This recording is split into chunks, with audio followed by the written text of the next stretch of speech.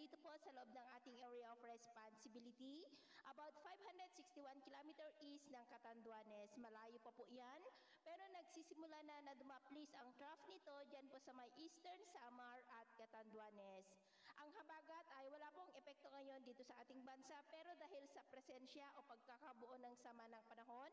ay muli na naman po tayong makakaranas ng mga isolated rains, lalo na po yan sa dakong hapon at gabi. At sa ating low range forecast, maliban sa banta pa ng pamumuo ng mga low pressure areas, ay wala pa naman pong bagyo na nakikita na tatawid po dito sa ating kalupaan for the next 2 weeks.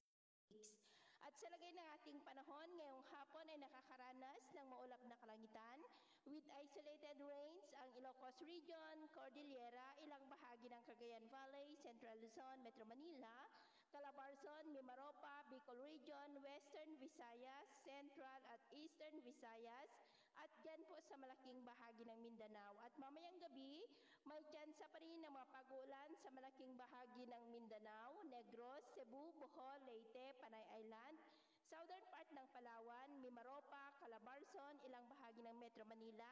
Central Luzon, Northern Luzon, lalo na po dyan sa may southern part, kaya mag-ingat po tayo dahil posible muli